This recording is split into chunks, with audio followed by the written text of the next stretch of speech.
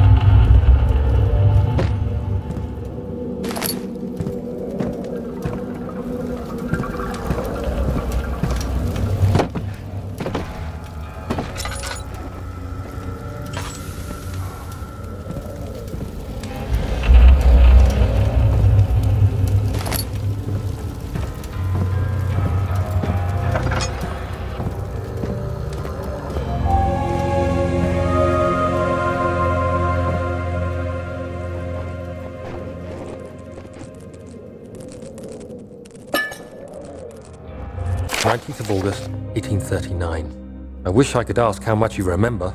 I don't know if there will be anything left after I consume this drink. Don't be afraid, Daniel. I can't tell you why, but know this. I choose to forget. Try to find comfort and strength in that fact. There is a purpose. You are my final effort to put things right. God willing, the name Alexander of Brennenburg still invokes bitter anger in you. If not, this will sound horrible. Go to the inner sanctum, find Alexander, and kill him.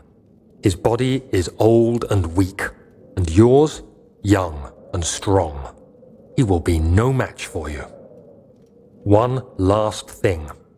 A shadow is following you. It's a living nightmare, breaking down reality. I have tried everything, and there is no way to fight back. You need to escape it as long as you can.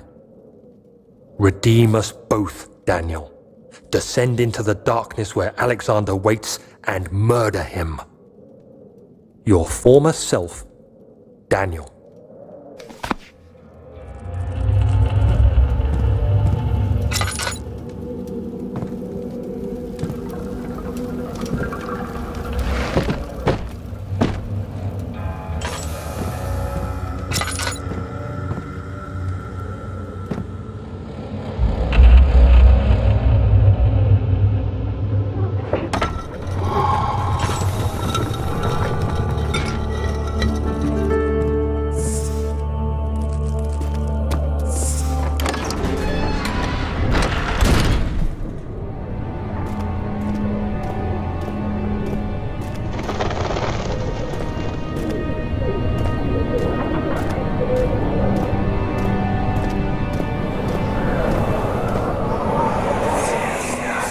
Alexander, is it inside the castle?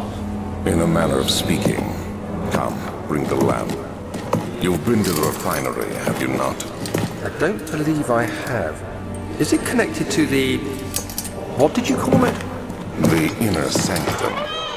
My most precious chamber, Daniel. And it lies well beyond the refinery. In fact, it lies beneath the very stone of Brennenburg.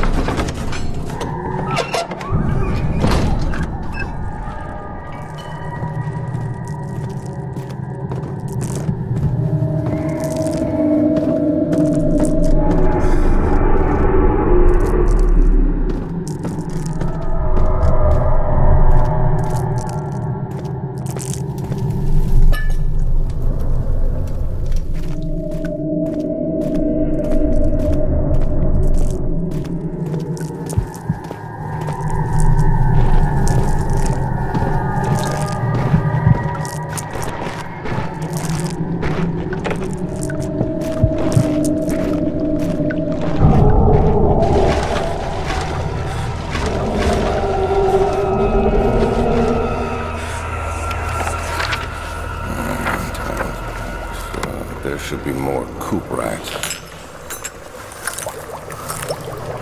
Let me see. And 1 part aquaforce.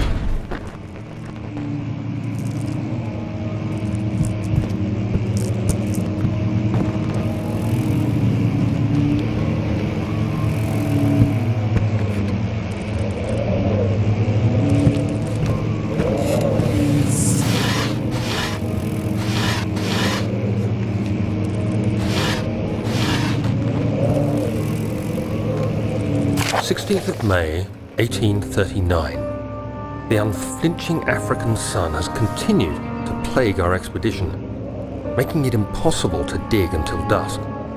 How Professor Herbert managed to find the location in these vast plains of nothingness remains a mystery to me. When I asked him about the tomb again, he told me about the legend of Tin Hanan, the mother of us all. An interesting story in its own right, but I can't help feeling there's more. Later that evening, we uncovered a passage beneath the dunes leading to a sand-covered stone structure. The professor was confident it was the tomb we sought and ordered the others to clear the way late into the dark, cold night. Tomorrow, I shall lead the men into the ancient structure, hoping to reach the burial chamber. No matter what the professor is keeping from me, The dig should yield something interesting to take back to London and the British Museum.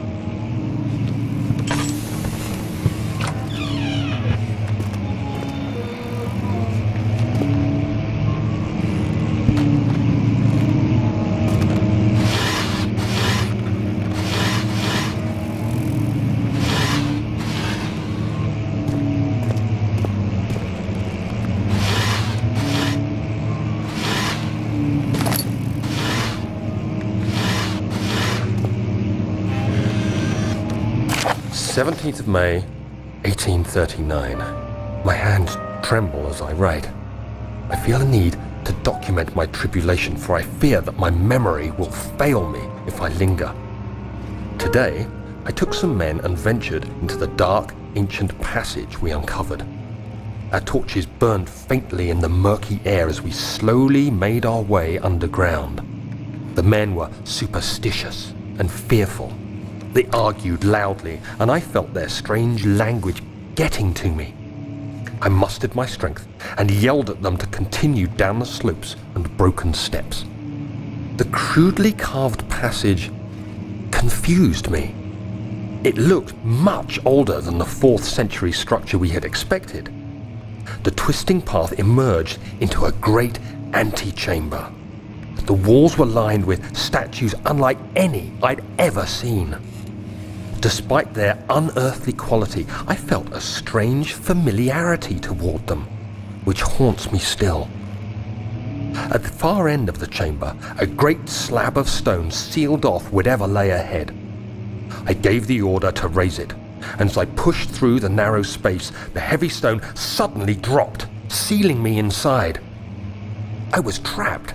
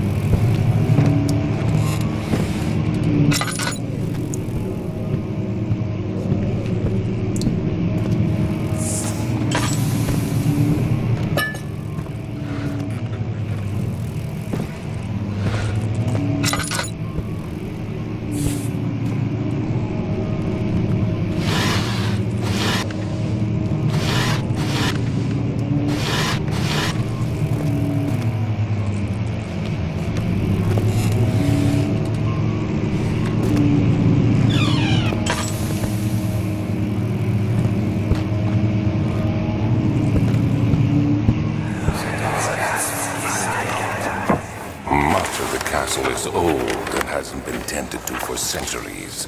When the shadow arrives, it won't take long until things start falling apart. We're just buying time anyway. Let's do what we can. There isn't much to be done about the wars. We should reinforce weak structures. The ground will tremble and there's a risk everything will cave in on us, especially downstairs. Here, and there.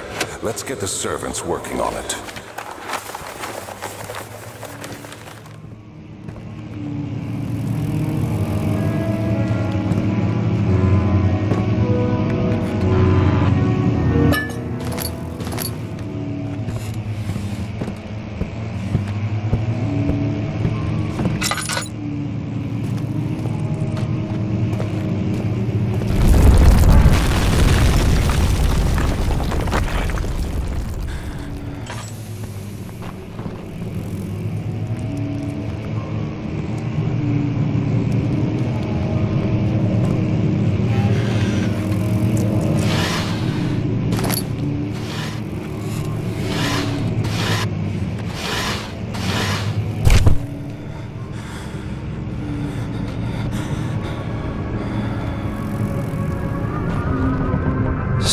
May 1839.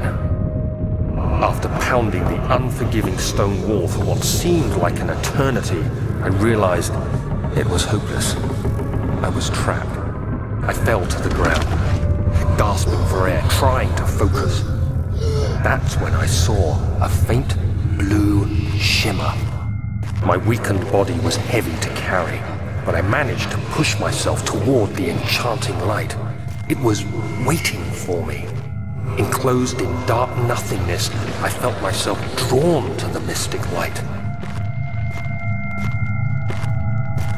I reached out, closing it in my hands. The faint glow escaped my fingers and began to spark brightly and spirit me away, unlocking alien memories of spiraling towers, endless deserts, and impossible geometry. The next thing I can remember is the grating sound of stone being lifted, the voices of the Arabs pulling me to safety, and grasped firmly in my hands was the broken pieces of a most peculiar relic.